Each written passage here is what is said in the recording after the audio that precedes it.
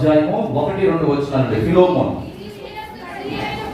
క్రీస్తు యేసు ఖైదీనైన పౌలును, సహోదరుడైన తిమోతియును, మా ప్రియుడును, శతపరివాడునైన ఫిలోమోనుకును, మన సహోదరి అయిన అప్పియాకును, తోడి యోధుడైన అర్కీపునకును నీ ఇంటనున్న సంఘమునకు శుభమని చెప్పి వ్రాయున్నది. చాలండి. దేవునికి స్తోత్రం కలుగును గాక. ఫిలోమోనులో ఉన్న లక్షణాల గురించి ఈరోజు మీతో మాట్లాడాలని నేను ఆశపడతా ఉన్నాను.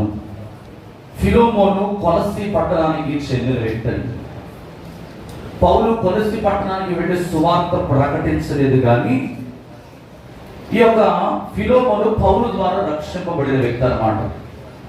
ఫిలోమోను పౌలు ద్వారా ఎఫెసు పట్టణంలో రక్షింపబడి ఉండవచ్చని పండితుల యొక్క అభిప్రాయం అని బైబిల్ గ్రంథంలో రాయబడతా ఉంది.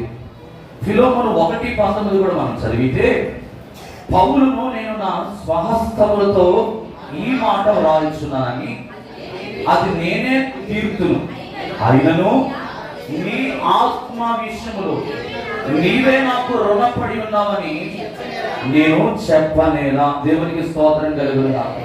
పౌలు గారే స్వయంగా ఫిలోమోనుకు ఈ పత్రిక రాస్తా ఉన్నాడు. ఎందుకు రాయవలసిన పరిస్థితి ఏర్పడింది, దేని కొరకు ఆ పత్రికలో పొందుపరిచాడు అనే విషయాల గురించి కొన్నిటిని మీ మధ్యలో పెట్టాలని నేను ఆశపడతా ఉన్నాను. ఒక 25 వచనాలు కలిగిన ఈ పత్రిక, ఈ కొత్త నిబంధన గ్రంథంలో దేవుడు పెట్టడానికి ఒక గొప్ప ఉద్దేశం ఉందండి.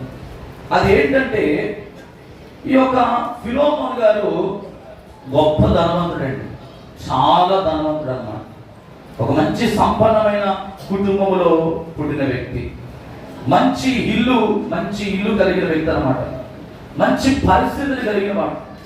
ధనవంతుల ఇళ్లలో ఎవరుంటారంటే ఎక్కువగా ఎవరుంటారు చెప్పండి? ధనవంతుల ఇళ్లలో వాళ్ళు పని చేసుకుంటారా? ఎవరుంటారు వాళ్ళకి? పనివాళ్ళు ఉంటారు. ఇంగ్లీష్లో సర్వెంట్స్ అని అంటారు.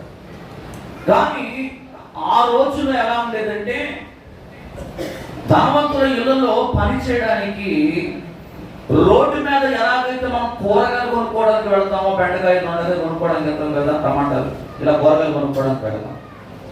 కూరగాయలు కొనుక్కోవడానికి వెళ్ళినప్పుడు కూరగాయలను ఎలాగైతే కొనుక్కుంటామో, ఆ రోజుల్లో బానిసలను 100 రూపాయలకి, 200 రూపాయలకి, 50 రూపాయలకి కొనుక్కునే రోజులు అన్నమాట. రోమా సామ్రాజ్యం అనే ఏలుబడిలో అనేక మందిని బానిసలుగా అమ్ముకునేవారు అన్నమాట. ఈ అమ్ముకునేటప్పుడు ఈ ధనవంతులైన వాళ్ళందరూ కూడా వాళ్ళ ఇళ్లలో పని చేయడానికి వారిని బానిసలుగా కనుక్కునేవారు. అటువంటి బానిసుడుగా అమ్మి వేయబడిన వాడే ఈ ఒనీసిమోను. నేను పోయినసారి ఒనీసిఫోరు గురించి చెప్పాను. ఇతడు ఒనీసిమోను. ఒనీసిఫోరు వేరు, ఒనీసిమోను వేరు అన్నమాట. ఈ ఒనీసిమోను అనే వ్యక్తిని ఈ ఫిలోమోను గారు తన ఇంట్లో పని చేయడం కోసం కొనుక్కున్నాడు. జంతువులు ఎలాగైతే కొనుక్కుంటారో, బానిసైన ఈ ఒనీసిమోనును కొనుక్కోవడం జరిగింది.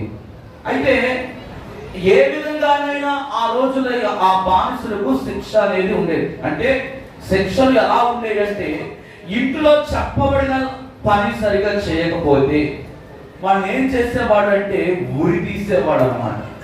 ఇంకా ఏం చేసేవారంటే సిలువ వేసేవాళ్ళు. ఉరి తీసేసేవాళ్ళు, సిలువ వేసేవాళ్ళు. ఈ పని ఎక్కడ కనబడుతుంది అంటే గల్ఫ్ దేశంలో కనబడతా ఉంటుంది.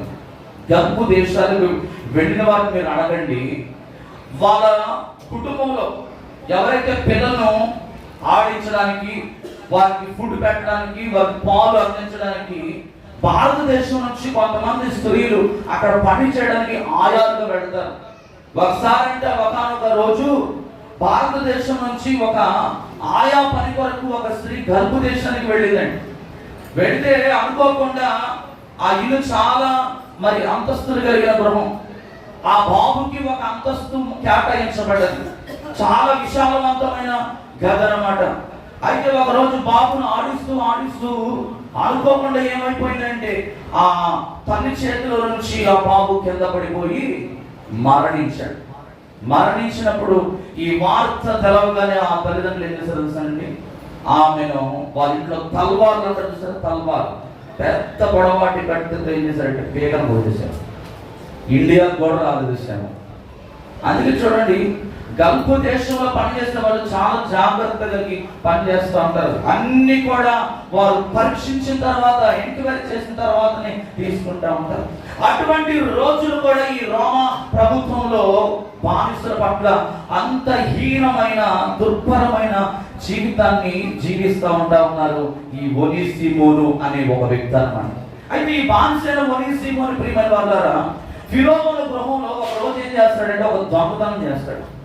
ఒక దొంగతనం చేసి ఏం చేస్తాడంటే కొలసీ ప్రాంతం నుండి ఆసియా ఖండంలో ఉన్న ఐరోపా ప్రాంతానికి వెళ్ళిపోతాడు, పారిపోతాడు. పారిపోయిన ఆ సందర్భంలో ఈ కొలసీ ప్రాంతానికి ఐరోపా ప్రాంతానికి ఇంచుమించు 1000 కిలోమీటర్ల దూరం అండి. 1000 కిలోమీటర్ల దూరం అంటే ఇప్పుడు ఐరోపా ప్రాంతం, అప్పుడు రోమా ప్రాంతం.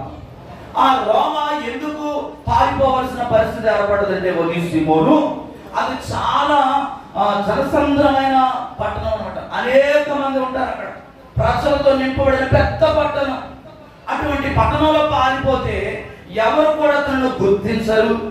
ఆ జనసముద్రంలో కలిసిపోతే ఎవరు కూడా నన్ను పట్టుకోలేరని చెప్పి, ఎవరు నన్ను గుర్తించలేరు అనుకొని ఈ పనివాడైన ఒనీసిమోను ఏం చేస్తాడంటే రోమా ప్రాంతానికి పారిపోతాడు. పారిపోయినప్పుడు ఆ పట్టణంలో ఏం చేస్తారంటే ఆ రోమా ప్రభుత్వంలో ఉన్న వాళ్ళు, ఆ రోమా సైనికులు అప్పటికే పౌలు గారిని చెరసాలలో వేసేశారు. ఈ ఒనీసిమోను కూడా మనకు తెలియని ప్రాంతం నుంచి ఎక్కడి నుంచో వచ్చేసాడని చెప్పేసి ఇతను కూడా తీసుకువెళ్ళి ఆ చెరసాలలో పౌలు ఉన్న చోట వేయడం జరిగిందండి. పౌలు గారికి ఉన్న మంచి లక్షణం ఏంటంటే ఆయన సమయం దొరికితే ఆయన సువార్త ప్రకటించడం ఆయన చాలా అలవాటు అన్నమాట. వింటున్నారా? పౌలు గారికి ఉన్న మంచి అలవాటు ఏంటంటే సమయం దొరికితే చాలు సువార్త ప్రకటించడం. మనుషులు కనబడాలి తప్ప వాక్యం మాత్రం ధారాళంగా చెప్పగలిగిన సామర్థ్యం కలిగిన వాడు పౌలు గారు. ఇప్పుడు ఈ ఒనీసిమోనికి పౌలు దగ్గర ఎప్పుడైతే వచ్చేసాడో ఈ పౌలు గారు ఏం చేస్తారంటే ఒనీసిమోనికి దేవుని మాటలు చెబుతా ఉన్నాడు. దేవునికి స్తోత్రం కలుగుగాక. ఒనీసిమోను పౌలు ద్వారా ప్రభువులో నడిపించబడ్డాడు. ప్రభు మాటలు ఎప్పుడైతే విన్నాడో తన జీవితం సమాధానకరంగా మార్చబడ్డది. ఎందుకంటే అప్పటి వరకు సమాధానం లేదు. ఒక దొంగ అనే ముద్ర తను వేసుకొని పారిపోయి వచ్చిన పరిస్థితిలో ఉన్నాడు. తనకి నిలువ నీడ లేదు, తనను ఆదరించేవాడు లేరు, తనకు అన్నం పెట్టేవాడు లేరు, అప్పుడు ఒక బానిస. అటువంటి పరిస్థితిలో ఎప్పుడైతే పౌలు దేవుని మాటలు చెప్పాడో ఆ మాటల్లో ఉన్న ఆ క్షమా గుణం అనేది ఈ ఒనీసిమోనుకి ఎప్పుడైతే అర్థమైందో తన హృదయం చాలా ఆదరించబడ్డదండి. ఫిలోమోను గారు చేసే పని ఏంటంటే నూలు వర్తకుడు అన్నమాట. నూలు వర్తకుడు చాలా పెద్దవి. ఆ రోజుల్లో ఎలా ఉండేదంటే సేవ చేసుకోవడానికి సేవకులు ఉండేవాళ్ళు, కానీ ఆరాధించుకోవడానికి ఇలాంటి మందిరాలు ఉండేవి కాదు. మందిరాలు లేని పరిస్థితి అన్నమాట. అప్పుడు స్వచ్ఛందంగా ఇటువంటి ధనవంతులు ఏం చేసేవాళ్ళంటే వారి గృహాలను దేవుని ఆరాధించడానికి ఇచ్చేసేవాళ్ళు ఫ్రీగా. హల్లెలూయా. మందిరము లేని ఆ స్థలాల్లో ఈ ధనవంతులైన వాళ్ళు ఏం చేసేవాళ్ళంటే దేవుణ్ణి ఆరాధించుకోవడానికి మందిరాన్ని ఇచ్చేసేవారు.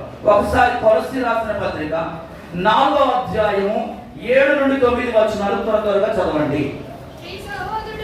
మీ సహోదరులను ప్రభువునందు నమ్మకమైన పరిచారకులను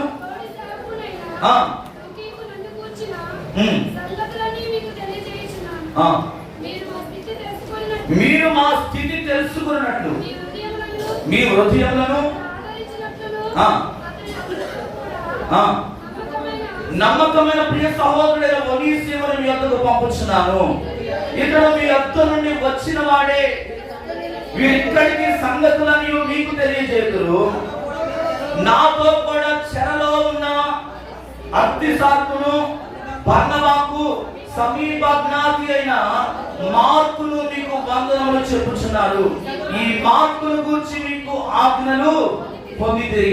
ఇతడు మీ వద్దకు వచ్చిన ఎడల ఇతని దేవునికి స్తోత్రం కలుగును గాక. హల్లెలూయా. ఎక్కడి నుంచి వచ్చాడని చెప్తున్నాడండి? అతడు మీ యొద్ద నుండి వచ్చి ఉన్నాడు. దేవునికి స్తోత్రం కలుగును గాక.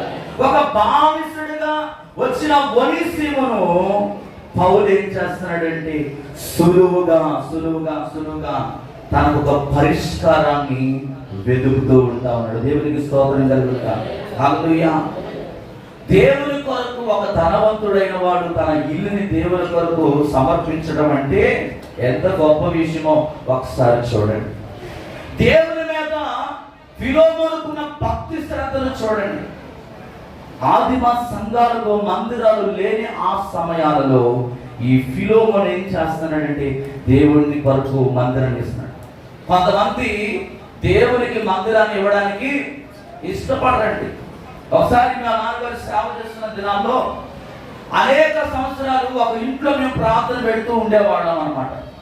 ప్రతి ఆదివారం మొదటి ఆరాధన ఏమో మా చట్టి గ్రామంలో జరిగేది, రెండవ ఆరాధన ఇంకొక ప్రాంతంలో జరిగేది.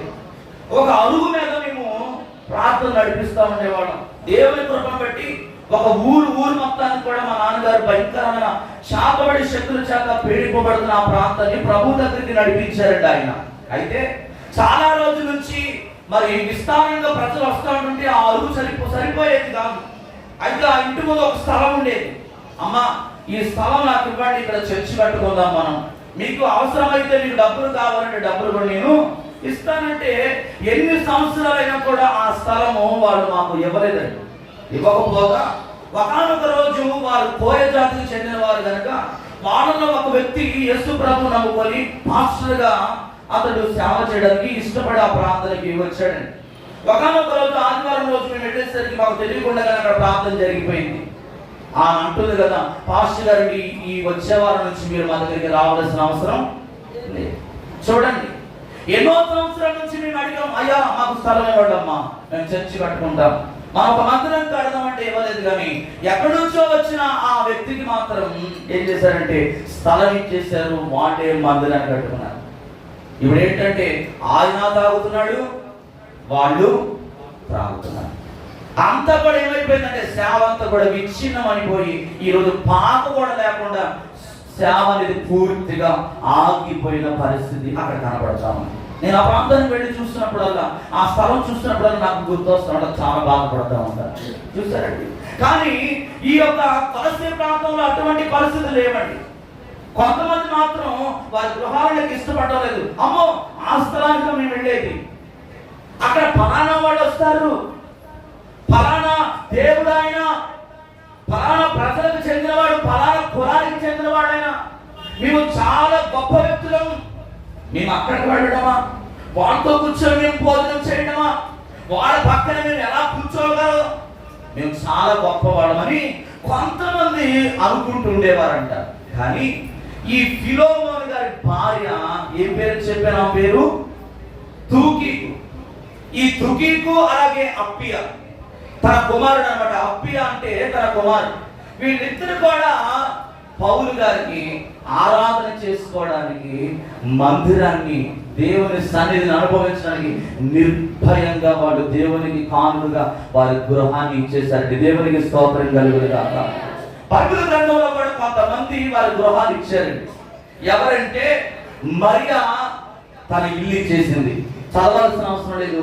అపోస్తలుల కార్యం 12వ వచనం రాసుకోండి, మీకు అక్కడ కనబడుతుంది. తర్వాత ఇంకెవరు ఇచ్చారంటే లూదియా అనే వ్యక్తి కూడా తన ఇల్లు ఇచ్చేసింది దేవుణ్ణి ఆరాధించుకోవడానికి. 16వ అధ్యాయం 40వ వచనంలో మనకు కనబడుతుంది.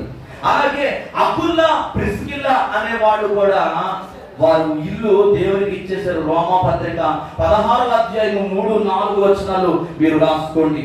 కొరింథీలో ఉన్న గాయి అనే వ్యక్తి కూడా దేవుని ఆరాధించుకోవడానికి తన ఇల్లు ఇచ్చేసాడండి. 16వ అధ్యాయం 23వ వచనంలో ఉంటుంది. అలాగే నుంప అనే వ్యక్తి కూడా, నుంప నుంప అనే వ్యక్తి కూడా దేవుని ఆరాధించుకోవడానికి అతడు ఇల్లు ఇచ్చేసాడు. కొలస్సీ పత్రిక 4వ అధ్యాయం 15వ వచనంలో ఉంటుంది. ప్రభు పిల్లలను మనకి చెప్పుకుంటూ ప్రభు పనికి ఉపయోగకరమైనది ఏది మనకుంటే దాన్ని ఏం చేయాలి? దాచుకోవాలా? దాచుకోకూడదండి.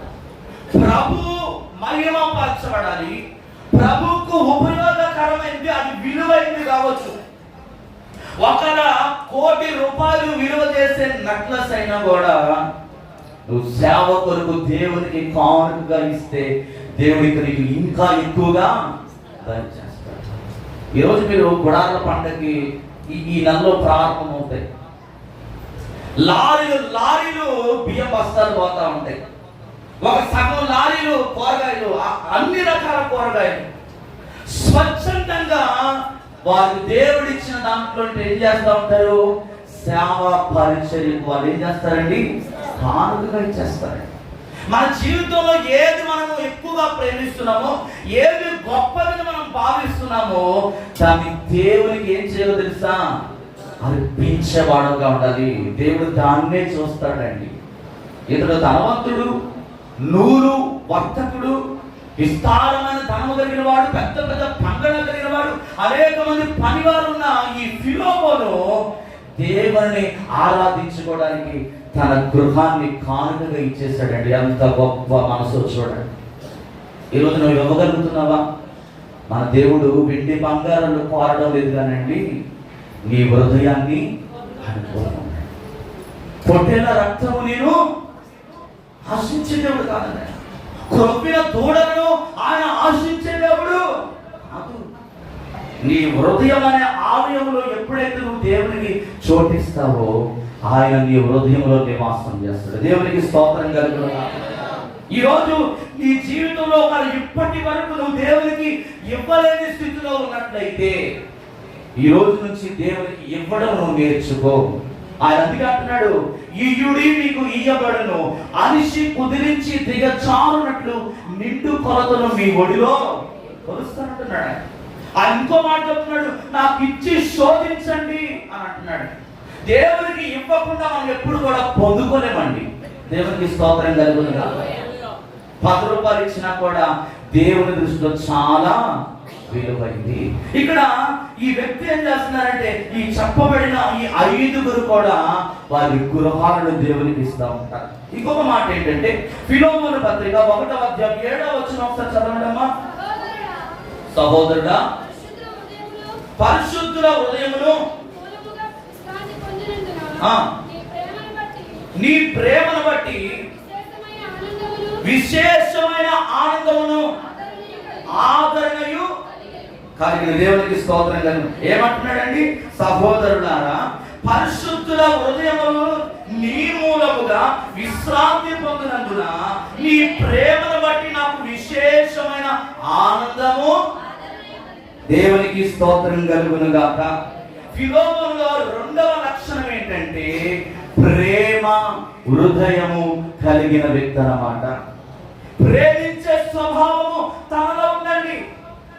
ఒక విశ్వాసి తన జీవితంలో చేయగల అత్యున్నతమైన త్యాగపూరితమైనది ఏదైనా ఉన్నదంటే అది ప్రేమను చూపడమే. హల్లెలూయా. అర్థమవుతుందా? నేను విశ్వాసిని, నేను దేవుని బిడ్డను, నేను దేవుని కుమారుడు కుమార్తెను అని నువ్వు అనిపించుకోవాలంటే నీలో కనబడాల్సిన క్రియ ఏంటంటే ప్రేమ. ప్రేమ ఉండాలండి.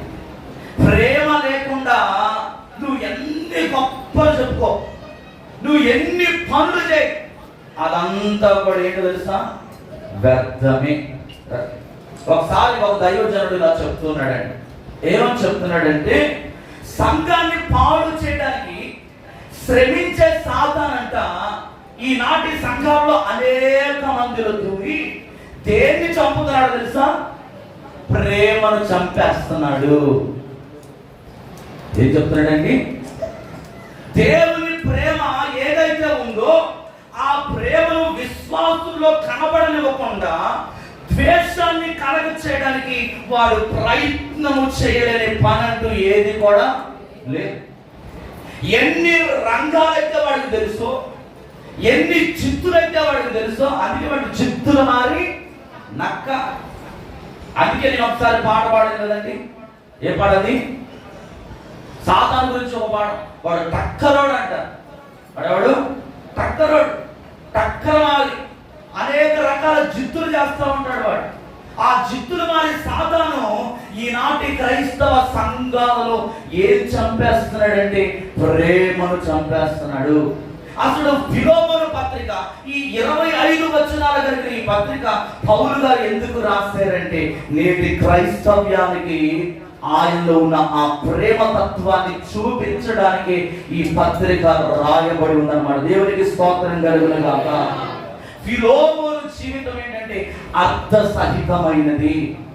సాతాన్ని ఎదిరించాడండి ఆయన ప్రేమతో. ఈ రోజు లోకాన్ని మనం ఎలా సంపాదించుకోగలం తెలుసా? డబ్బు పారేస్తే ప్రేమ మనము సంపాదించుకోగలమా? డబ్బు ప్రేమను తీసుకొస్తుందా? తీసుకురాదండి. అలా అంటే ఎంతో మంది గొప్ప గొప్ప ధనవంతులు ఉన్నారు, కానీ ఈ రోజు వాళ్ళలో ఏమి లేదంటే ప్రేమ లేదు. ప్రేమ డబ్బుతో కొనలేనిది. ప్రేమతోనే కొనగలం. దేవునికి స్తోత్రం కలుగును గాక. ప్రేమ దేనితో కొనగలం అండి? ఒక వ్యక్తిని క్రీస్తు దగ్గరికి నడిపించడం అంటే ఒక ప్రేమ ద్వారా మాత్రమే మనం నడిపించగలం. ఎలా ఆ ప్రేమను ఈ ఫిలోమోను పంచుతున్నాడంటే, క్యాన్సర్ కంటే ఘోరమైనది ఏంటో తెలుసా? పాపము ఈరోజు మనిషిని ఏం చేస్తుందంటే పతన స్థితికి తీసుకుని వెళ్ళిపోతా ఉంది. పాపం ఎక్కడ తీసుకెళ్తుందండి? పతన స్థితికి తీసుకువెళ్ళిపోతుంది. అటువంటి పతన స్థితికి వెళ్ళిపోయిన వ్యక్తులను బాగు చేయడానికి ఈ ఫిలోమోను దేవుడు ఎన్నుకున్నాడండి. దేవునికి స్తోత్రం కలుగును. ఈరోజు ఫిలోమోను లాంటి వాడు సంఘములో లేపబడుదురుగాక. ఎవరైతే పాపములో పతనమైన స్థితికి వెళ్ళిపోయారో, ఎవరైతే పాపములో మరణానికి దగ్గరగా వెళ్ళిపోయారో, మరణ అంధకారంలో ఉన్నారో, ఆదరింపబడలేని స్థితిలో ఎవరైతే ఉన్నారో, అటువంటి వారిని ఏ ప్రేమ చేతైతే నువ్వు తెలుసుకున్నావో ఆ ప్రేమ తత్వాన్ని నువ్వు చూపించగలగాలి. ప్రేమ లేని క్రైస్తవ్యము అసలు క్రైస్తవ్యమే కాదండి. బైబిల్ చాలా స్పష్టంగా చెప్తుంది. ప్రేమ లేకపోతే నువ్వు క్రైస్తవుడు కాదు. అదేంటో తెలుసా? క్యాన్సర్ కంటే ఘోరమైనది అనమాట ప్రేమ లేకపోతే. ప్రేమ లేని వాళ్ళు చూడండి, లోపల వాడు ఏమైపోతారు తెలుసా? కుళ్ళి కృషించిపోతా ఉంటారు. ఎందుకు ఆ వ్యక్తి అనేక మంది చేత మహిమపరచబడుతున్నాడు? ఎందుకు నాకంటే ఎక్కువగా ఆ వ్యక్తికి ఘనత వస్తుంది? ఎందుకని నాకంటే ఎక్కువగా ప్రజలు ఆ వ్యక్తిని ప్రేమిస్తున్నారని ఈ విషయము తన మనసులో తెలుస్తున్నప్పుడల్లా, చూస్తున్నప్పుడల్లా, ఆలోచన చేస్తున్నప్పుడల్లా ఈ ప్రేమ లేని వాడికి ఏమనిపిస్తుంది తెలుసా? లోపల కుళ్ళిపోతా ఉంటాడు అన్నమాట. శరీరం లోపల తినేస్తా ఉంటుంది. చేపలు తినేసినట్లుగా లోపల తినివేయబడతా ఉంటాడు. పైకి మామూలుగా కనబడతాడు, కానీ ఈడెప్పుడు నాశనం అయిపోతాడా, ఈడెప్పుడు పాడైపోతాడా, ఈడు ఇల్లు ఎప్పుడు కూలిపోతుందని ఎవరు ఆలోచన చేస్తారంటే ప్రేమ లేని వాళ్ళు ఆలోచన చేస్తారు. కానీ పౌలు గారు ఏమన్నాడు తెలుసా? ఫిలోమోను నా ప్రియుడు. ఏమనే మాట రాస్తున్నాడండి? నా ప్రియుడు అనే మాట పౌలు గారు ఫిలోమోను పట్ల సంబోధిస్తూ రాస్తా ఉన్నాడండి. అతడు ప్రేమ కలిగిన వాడని పౌలే స్వయంగా సాక్ష్యం చెప్తూ ఉన్నాడు. ఈరోజు దేవుని స్వాధీనములో ఉండడానికి అర్హత లేని మనల్ని తన కృప ద్వారా ఆయన మనల్ని అర్హులుగా చేస్తున్నాడు. ఈరోజు నువ్వు ఆయన చేత సాక్ష్యం పొందుకోగలవా? ఇతడు ప్రియమైన వాడు, ఈమె ప్రియమైన వ్యక్తి, ఇతడు ప్రేమ కలిగిన వాడు, ఇతడు దయాగుణము కలిగిన వాడు, ఇతడు జాలి కలిగిన వ్యక్తిని మనము దేవుని చేత సాక్ష్యం పొందుకోవాలి. 1 యోహాను 3వ అధ్యాయం 16వ వచనంలో ఒక మాట ఉందండి, చదవండి. 1 యోహాను 3వ అధ్యాయం 16వ వచనం. కావున మారు మనస్సు పొందుము, లేని ఎడల నేను నీ యొద్దకు త్వరగా వచ్చి నా నోట నుండి వచ్చు ఖడ్గము చేత నీతో యుద్ధము చేసేదను. అమ్మ 16 చదివింది. ఆయన మన నిమిత్తము తన ప్రాణము పెట్టను కనుక దీని వలన ప్రేమ ఎట్టిదని మనము కూడా సహోదరుల నిమిత్తం మన ప్రాణములను పెట్టి భక్తులమై ఉన్నాము. చాలండి, దేవునికి స్తోత్రం కలుగుతున్నాము. మన నిమిత్తం యేసుక్రీస్తు ప్రభు వారు ఎలాగైతే ప్రాణం పెట్టారో ఆ ప్రేమ ఎట్టిదని నువ్వు రుచి చూచి తెలుసుకున్నావో నీ సహోదరుల నిమిత్తము కూడా నువ్వేం చేయాలంట? నీ ప్రాణము పెట్టాలి. బైబిల్ అంతా కూడా నీకు తెలిసి ఉండొచ్చండి. 100 సార్లు నువ్వు బైబిల్ ఆది కాండం నుండి ప్రకటన గ్రంథం వరకు చదివేసేమేమో నీకు తెలియని వచనాలంటూ లేకపోవచ్చు, కానీ నీకు కృపావరాలున్నా ఆత్మఫలాలున్నా ప్రేమ లేకపోతే నీవు వ్యర్థుడవు. గణగణనాడు కంచు వంటి వాడవని ఎవరు చెప్పారు? ఎవరు చెప్పారండి? ప్రేమ లేకపోతే నువ్వు వ్యర్థుడవు. క్రైస్తవ్యానికి సీనియారిటీ కాదండి కావాల్సింది, సిన్సియారిటీ. ప్రేమ చూపించాలి. 100 సార్లు కాదు, 200 సార్లు కాదు, సంవత్సరాలు నువ్వు బైబిల్ గ్రంథాన్ని మొత్తం నమిలేసిన ప్రేమ లేకపోతే నువ్వు వ్యర్థుడవు. ప్రేమ దేవుని యొద్ద నుండి వచ్చింది. నేను నిన్నే చెప్పాను, మనము ఆయన ప్రేమించలేదు కానీ తానే మనల్ని ప్రేమించాడండి. మనం కాదు ఆయన దగ్గరికి వెళ్ళింది. ఆ పరలోకము నుండి ఆ దేవదూతల చేత, కెరూబుల చేత, సెరాఫుల చేత 24 పెద్దలు, 4 జీవులు నిత్యము పరిశుద్ధుడని గాన ప్రతిగానములతో ఆరాధింపబడుతున్న గొప్ప దేవుడు ఆ పరలోక భాగ్యాన్ని విడిచిపెట్టి ఈ భూమి మీదకి వచ్చాడు నీ ద్వారా ఆరాధింపబడడం కోసం. దేవునికి స్తోత్రం కలుగును. ఆ సింహాసనం ఖాళీగా ఉంది. ఆ లూసిఫరు ఆ సింహాసనం ఖాళీగా ఉంటున్నప్పుడు దేవుని హృదయం చలించిపోయి ఈరోజు నిన్ను నన్ను ఆయన సింహాసనం మీద కూర్చుండబెట్టడానికి, ఆయన కుడి పార్శ్వమున మనల్ని నిలవబెట్టుకోవడానికి ఆయన ఆకాశము నుండి నీ కొరకు దిగి వచ్చాడు. దేవునికి స్తోత్రం కలుగును. ప్రేమ పరలోకము నుండి వచ్చిందండి. ప్రేమ కన్నా దివ్యమైనది ఈ లోకంలో ఏది కూడా లేదండి. ప్రేమ కంటే దివ్యమైనది లేదు. ఫిలోమోను ఆ ప్రేమ కలిగిన హృదయం చూపిస్తా ఉన్నాడు. ప్రేమించడానికి తన హృదయము ఇష్టపడతాడండి. ప్రేమించడానికి ఇష్టపడతా ఉన్నాడు. సంఘము ఎదగడానికి కూడా కారణం ఏంటో తెలుసా? ప్రేమే. ఈరోజు మీరు అందరూ వచ్చారంటే ఎలా వచ్చారండి? ఎలా వచ్చారు చెప్పండి? దేవుని ప్రేమను బట్టి. అవునా కాదా? దేవుడు ప్రేమ కలిగిన వాడు కనుకనే, ఆయన ప్రేమను రుచి చూచావు కనుకనే నువ్వు ఇక్కడికి వచ్చింది. ఇక్కడ వాక్యము నీ సహోదరుల పట్ల ప్రాణం పెట్టమని రాయబడదు, కానీ ప్రాణము దేవుడు అడిగేవాడు కాదండి. ప్రాణము ఎలాగైతే ఒక వ్యక్తి ఇంకొక వ్యక్తి గురించి చనిపోతాడో, ఆ రోజులో సతీ సహగమనం అనేది ఉండేది అనమాట. భర్త చనిపోతే భార్యను కూడా ఏం చేసేవాడు? చితిలో పడేసేవాడు. కానీ ఆ రోజులో ఉన్న ప్రేమ చాలా గొప్పదండి. భర్త చనిపోతే భార్యను కూడా తీసి చితిలో వేశారంటే ఎంత ఎంత గొప్ప ఆలోచన కలిగిన వాడు ఆ రోజులో ఉన్నారు. ఈ రోజు అటువంటిది లేదు. భర్త చనిపోతే 2వ రోజే ఏం చేస్తుంది? భార్య వదిలిపెట్టి వెళ్ళిపోతుంది. 1 సంవత్సరం తర్వాత మళ్ళీ వివాహం చేసుకుంటున్న వారు చాలా మంది ఉన్నారు ఈ లోకంలో. అంటే ఏంటో తెలుసా? ప్రేమ లేదు. ఈరోజు ఆ ప్రేమ మనమందరం కూడా పొందుకోవాలని దేవుడు ఆశపడుతున్నాడండి. దేవుడు ఇష్టపడుతున్నాడు. ప్రేమ పొందాలా? ఈరోజు ఆ ప్రేమ నీకుందా? యేసయ్య మరణము పెట్టేంత ప్రేమ నీకుండాలని దేవుడు ఆశపడుతున్నాడు. ఆయన ఎలాగైతే నీ కొరకు ప్రాణం పెట్టాడో, నీ సహోదరుల కొరకు నీవు కూడా ప్రాణం పెట్టేటట్లుగా నువ్వు ప్రేమించాలి. మూడవది ఏంటంటే ఇదే 1:7 మనం చదువుకున్నాం. ఏం మాట అంటే ఫిలోమోనులో విశేషమైన ఆదరణ కలిగి ఉన్నాడండి. మొదటి దశలోనిగా 2:19 చదవండి. దశలోనికి రాసిన మొదటి అధ్యాయం, మొదటి దశలోనిగా 2:19 యాయనగా మన నిరీక్షణ ఆయనను ఆనందమైనను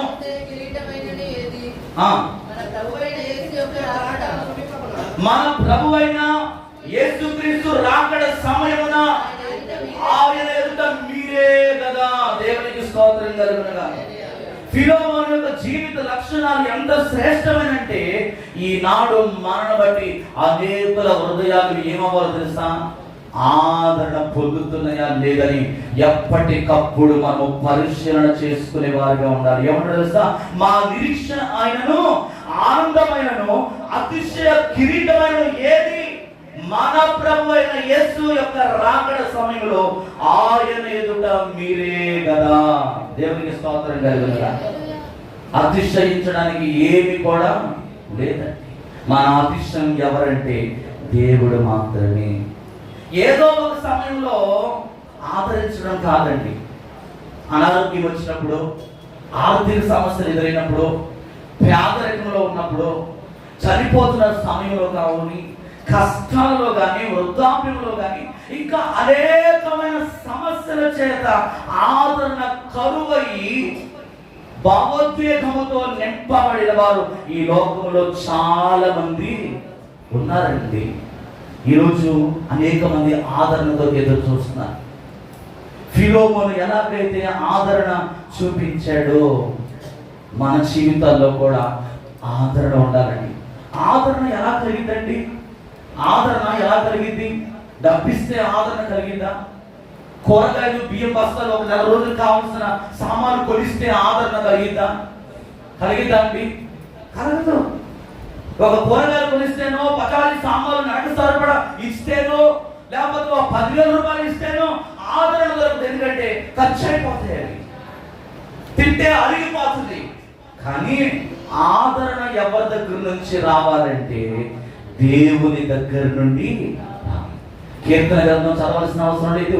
54:4 చెప్పబడుతుందండి ఈ మాట. దేవుని దగ్గర నుండి మాత్రమే మనం ఆదరణ పొందుకోగలం. అలాగే ఆదరణ ఇంకా ఎలా దొరుకుతుందంటే వాక్యము ద్వారా ఆదరణ దొరుకుతుంది. 119 కీర్తన 50 ప్రకారం, రోమ 15:4 ప్రకారం అండి. ఇంకా ఆదరణ మనకి ఎక్కడి నుంచి దొరుకుతుందంటే పరిశుద్ధాత్మ ద్వారా మనం ఆదరణ పొందుకోగలమండి. యోహాను సువార్త 14:16 2 తిమోతి 1:7 ప్రకారం ఇంకా ఆదరణ ఎలా దొరుకుతుంది తెలుసా? ప్రార్థన ద్వారా. ఇతరుల కొరకు నువ్వు భారభరితమైన హృదయం కలిగి ప్రార్థించినప్పుడు ఆ వ్యక్తి ఆదరణ. అందుకే చూడండి, నా కోసం ప్రార్థన చేయండి అని ఎందుకు అడుగుతారంటే మనం ప్రార్థన చేస్తే వాడు ఆదరించబడతారు కనుక. హల్లెలూయా. నువ్వేదో పెద్ద గొప్పవాడు కాదు, కానీ నీవు ప్రార్థన చేస్తే ఆ వ్యక్తి ఆదరణ పొందుకుంటాడు. ఫిలిప్పీ 4:6-7 1 పేతురు 5:7 ఈ ప్రార్థన గురించి అక్కడ రాయబడతా ఉంటుందండి. వాగ్దానం ద్వారా ఆదరణ పొందుకోవాలి. ఈ సంవత్సరం ఎంతమంది వాగ్దానాలు పొందుకున్నారు? మీకేమైనా గుర్తున్నాయా? దేవుడు మీకు ఇచ్చిన వాగ్దానం మీ దగ్గర ఉన్నాయా? లేవా? ఎంతమంది దగ్గర ఉన్నాయి? ఎంతమంది రోజు చదువుతున్నారు? చదవట్లేదా? చదవండి. దేవుడు మీకు ఇచ్చిన ప్రతి ఆ వాగ్దానము ప్రతి రోజు కూడా దాని మీద చేయి పెట్టి, యేసయ్యా ఇదిగో ఈ మాట ద్వారా నా జీవితంలో కార్యము చేయి ప్రభువా అని నువ్వు ఆ వాగ్దాన నెరవేర్పు కొరకు నువ్వు ప్రతిరోజు కూడా దేవుడిని అడగాలండి. అది సామాన్యమైన కాగితపు మొక్క కాదండి, అది దేవుని మాట. 119 కీర్తన 52 దీని గురించి రాయబడతా ఉంది. యెషయా గ్రంథం 66:12-13 వాగ్దానముల గురించి దేవుడు అక్కడ రాసి పెట్టాడండి. మరొక మాట ఏంటి తెలుసా? నిరీక్షణ ద్వారా మనం ఆదరణ పొందుకోగలం. అందుకంటాడు కదా, 1 తెస్సలోనిక 4:4 మనం ఎప్పుడు కూడా చదువుతాం, సహోదరులారా నిరీక్షణ లేని ఇతరుల వల్ల మీరు దుఃఖపడకుండా నిమిత్తము మీరు ఒక్కరి పట్ల ఒకరు ఏం కలుగుండమన్నాడు? ఏం కలుగుండమన్నాడండి? మిక్కటమైన ప్రేమ కలిగి ఒకరినొకరు ఆదరించుకొనుడి అని అంటున్నాడు. ఎలాంటి మిక్కటమైన ప్రేమ, నిరీక్షణ. దేవుడు ఇప్పుడు కూడా సిగ్గుపరచడు. మనం అన్యజనులకి నిరీక్షణ లేదు, కానీ యేసుక్రీస్తుని నమ్ముకున్న మనకేంటో తెలుసా? నిరీక్షణ. ఏంటా నిరీక్షణ అంటే, ఈ లోకములో నువ్వు కన్ను మూసిన పరలోకములో కన్ను తెలుసు. క్రైస్తవుడికి మరణం అనేది లేదు. మరణం అనగా ఎడబాటు, అనగా శరీరంలో నుండి నీ ఆత్మ వేరవడం. శరీరానికి మాత్రమే చావు. శరీరము మన్నైనది మన్నుకు చేరడం, ఆత్మ తాను దయచేసిన దేవుని యొద్దకు చేరు. యుగ యుగాలు మనం ఆయనతో ఉంటామండి. ఆ నిరీక్షణ దేవుడు ఇవ్వగలడు. చివరిగా తోటి సంఘస్థుల ద్వారా నీవు ఆదరణ పొందుకోగలవు. ఎవరి ద్వారా అండి? తోటి సంఘస్థుల ద్వారా. ఎప్పుడైనా ఆదరించావా? కృంగిపోయిన వారి దగ్గరికి వెళ్ళి ఒక చక్కని మాట చెప్పి ఎప్పుడైనా ఆదరణ కలిగిన మాటలు మాట్లాడేవా? ఒకలా మాట్లాడకపోతే ఈ రోజు నుంచి మాట్లాడు. 1 తెస్సలోనిక 3:7 ఈ మాట ఉంటుంది. కొలస్సీ 4:11 ఉంటుందండి.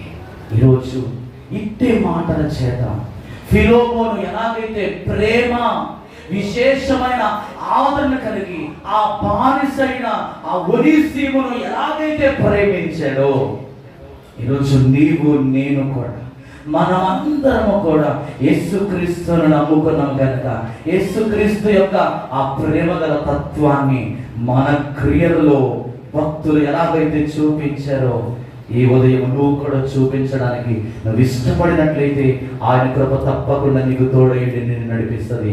అట్టి కృప పరిశుద్ధాత్మ దేవుడు మీకు దయచేసి నడిపించునుగాక. ఆమె. అందరూ కూడా తరలవచ్చుదామండి. అందరం కూడా తరలవచ్చుదాం. ఫిలోమోను లాంటి లక్షణాలు ఈరోజు మనం పొందుకోవడానికి ఇష్టపడతాం. మరియా తన ఇల్లు ఇచ్చేసింది. లూదియా తన ఇల్లు ఇచ్చేసింది. అకుల్లా, ప్రిస్కిల్లా అనే వాళ్ళు తన ఇల్లు ఇచ్చేశారు. కొరింథులో ఉన్న కాయి తన ఇల్లు ఇచ్చేశాడు. నొంప అనే వ్యక్తి తన ఇల్లు ఇచ్చేశాడు. ఈరోజు ప్రభుకి నీ హృదయం ఇవ్వగలుగుతున్నావా? ప్రభుకి నీ హృదయం నువ్వు ఇవ్వగలుగుతున్నావా? శ్రేష్టమైనది దాచుకున్నాడు. ఎవరు? బైబిల్ గ్రంథంలో.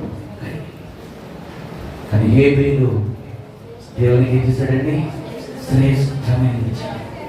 ఈరోజు హేబేలు అర్పణను దేవుడు ఇష్టపడ్డాడు, కయ్యను అర్పణను ఆయన తృణీకరించాడు. ఈరోజు హేబేలు లాంటి అర్పణ నువ్వు దేవునికి ఇవ్వగలగాలి. అదేంటో తెలుసా? నీ హృదయం. నీ హృదయమే ఆయనకు ఒక గొప్ప బహుమతి కనుక, యేసయ్యా నా హృదయాన్ని నీకు ఇస్తానయ్యా. నా పాప జీవితాన్ని మార్చిన నీవు నా హృదయాన్ని నీకు ఇస్తాను. ఎవరైతే ఆదరణ లేని స్థితిలో ఉన్నారో, నా మాటల చేత ఆ రోజు ఫిలోమోను ఎలాగైతే ఆదరించాడో, నేను ఇతరులను ఆదరించి సంపాదించుకుంటానయ్యా. నా సంఘాన్ని నేను వృద్ధిపరచుకుంటానయ్యా. నశించబోతున్న ఆత్మల కొరకు నేను పారంపర్య ప్రార్థన చేస్తానయ్యా. నేను చెప్పిన ఈ వాగ్దానాలన్నీ కూడా మీ జీవితాల్లో పొందుకోవడానికి ఇష్టపడండి. ప్రార్థన చేసుకుందాం. మన మధ్యలో నాన్నగారు ప్రార్థన చేస్తున్నాడుగా, తను చేయండి. సత్యరాజు గారు ప్రార్థన చేస్తారు. వెతబడిన వాక్యం కొరకు ఫిలోమోను లాంటి జీవితాన్ని దేవుడు సంఘానికి ఇచ్చినట్లుగా సత్యరాజు గారు ప్రార్థన చేస్తారు.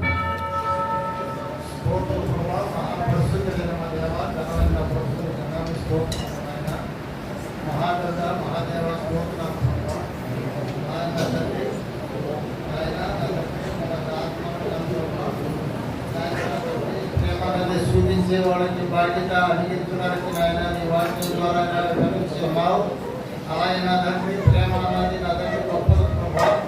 దేవునిలో వచ్చిన ప్రేమ నా తండ్రి మాకందరికీ కూడా దయచేసి ఒకరి మీద ఒకరు ప్రేమ చూపించుకునే బాధ్యత ఇది మాకు అనిపించమని నీ కృపాది సాయం అడిగిన ప్రభావ ఆయన నా తండ్రి సంఘంలో నా ప్రభావ నానాటికి అభివృద్ధి పరిచి ఆశీర్వదించుము. మహాదేవుడైన మా యేసయ్య స్తోత్రాలయ్య. అనేక మందికి నా ప్రభావ మారు మనిషి అడిగించి నీ కృపలో నా ప్రభావ నిలబెట్టిన దేవా స్తోత్రములు. నీ కృపాన్ని దీవెనలు ఈ సంఘం పట్ల, సంఘం బిడ్డల పట్ల, అందరి పట్ల ఉండదు నీకు సాయం చేయమని యేసు పరిశుద్ధ నామమున వేడుకొనుచున్నాం తండ్రి.